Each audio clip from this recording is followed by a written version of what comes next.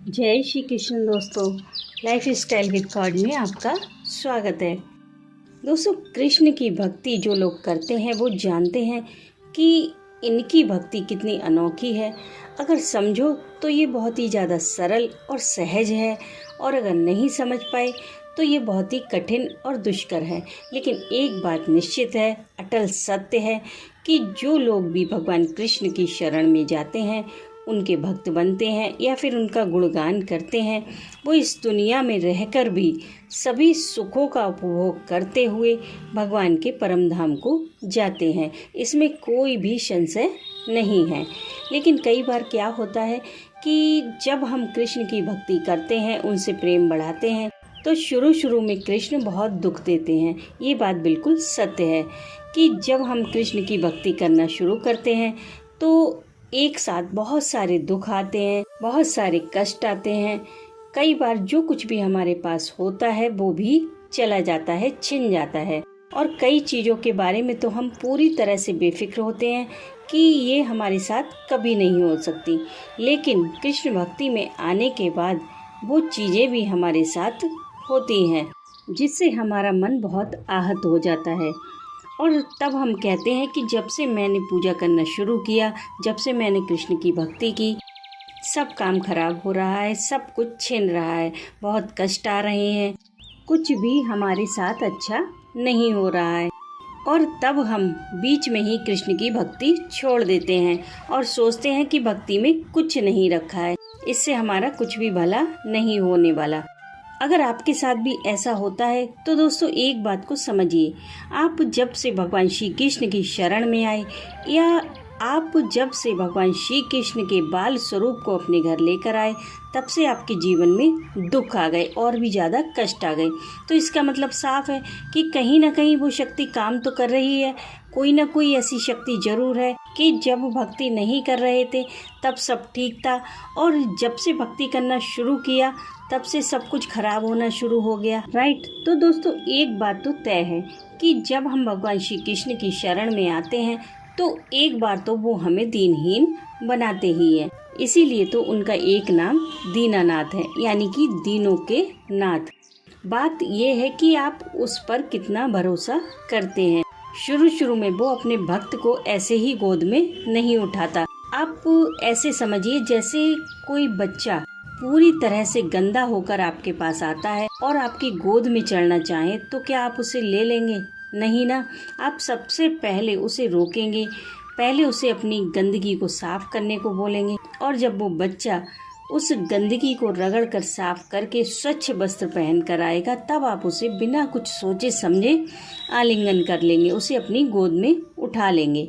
जब आपके साथ ऐसा है, ऐसी ही बिल्कुल सेम चीज वहाँ होती है, क्योंकि हमारे मन में, हृदय में, तन में इतने विषय विकार भरे हैं, इतनी ईर्ष्या, द्वेष, बुराइयां भरी हैं कि भगवान को भी अपने हृदय से लगाने से पहले 100 बार सोचना पड़ता है।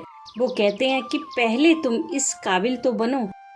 तो शुरू में वो जो इतने कष्ट देता है वो आपको मजबूत बनाता है, आपकी परीक्षा लेता है कि आपका कितना विश्वास है उस पर, या फिर आप सिर्फ अपनी कामनाओं के लिए, अपनी इच्छाओं के लिए, या भौतिक सुख साधनों की प्राप्ति के लिए ही उसे भज रहे हैं, या फिर वास्तव में आपको उसकी जरूरत है। दोस्तों, अगर आप अपनी कामनाओं के लिए, अपनी इच्छा पूर्ति के लिए ही उसका भजन कर रहे हैं तो आई एम श्योर आप कृष्ण की भक्ति नहीं कर सकते।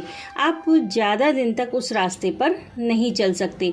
आपको ऐसा लगने लगेगा कि ये रास्ता हमारे लिए सही नहीं है, और आप बीच में ही उसे छोड़ देंगे।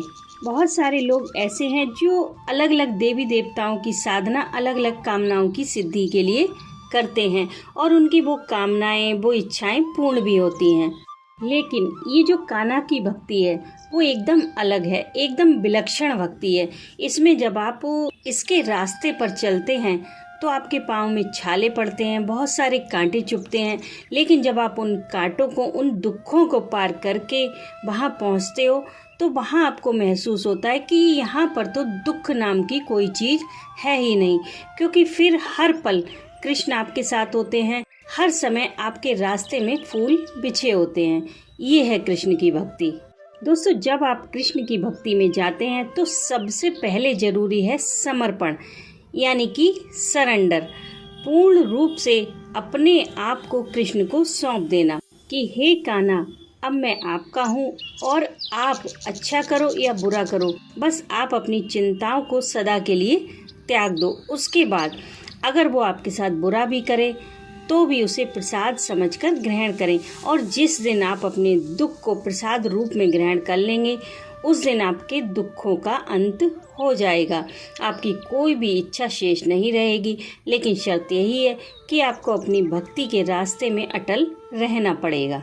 दुख आए चाहे सुख, आपका विश्वास नहीं डगमगाना चाहिए। ऐसा ना सोचे कि जब से हमने भगवान की भक्ति की तब से हमें दुख ही दुख मिल रहा है।